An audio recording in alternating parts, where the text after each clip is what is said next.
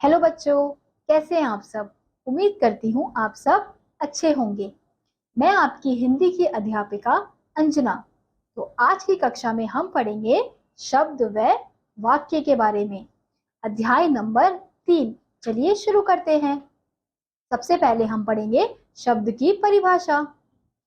दो या दो से अधिक वर्णों को मिलाकर बनी सार्थक ध्वनि शब्द कहलाती है। यानी कि जिस हमने पिछली कक्षा में क्या पढ़ा था, वर्णों के बारे में पढ़ा था।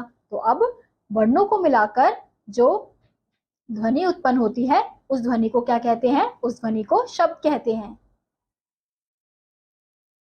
जैसे हम देख सकते हैं चित्र नंबर 1 में, चित्र नंबर 2 में और चित्र नंबर 3 में हमें दिखाया जा रहा है।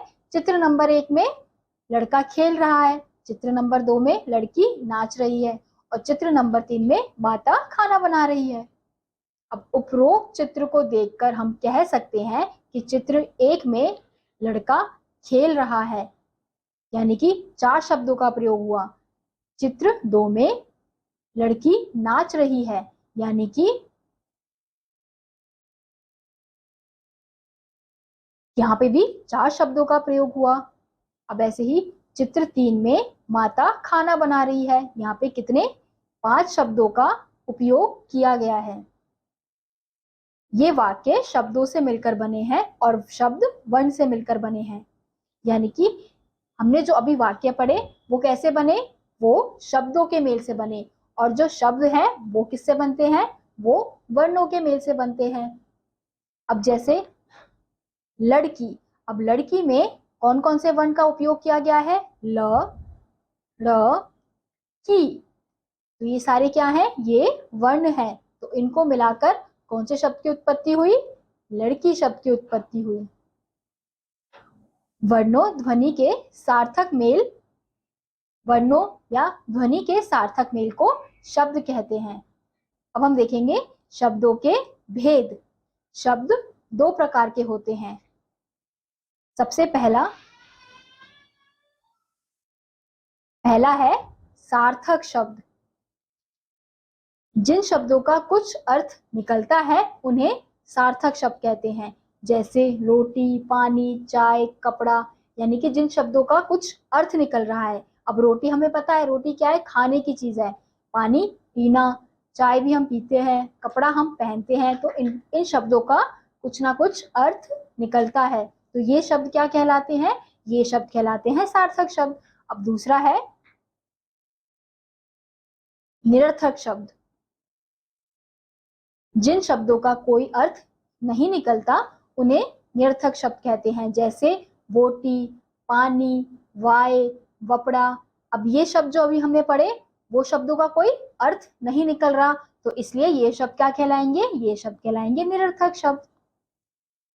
इनमें वोटी, वानी, वाय तथा वपड़ा शब्दों का कोई अर्थ नहीं है, इसलिए ये निरर्थक शब्द हैं।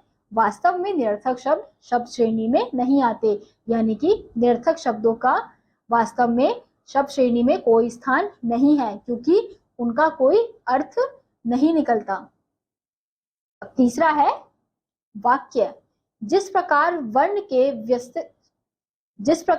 के व्यवस्थित मेल से शब्द बनता है, उसी प्रकार शब्द के व्यवस्थित मेल से वाक्य बनता है।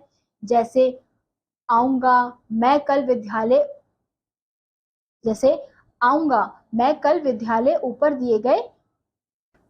जैसे आऊंगा, मैं कल विद्यालय, ऊपर दिए गए, ये सब शब्द हैं।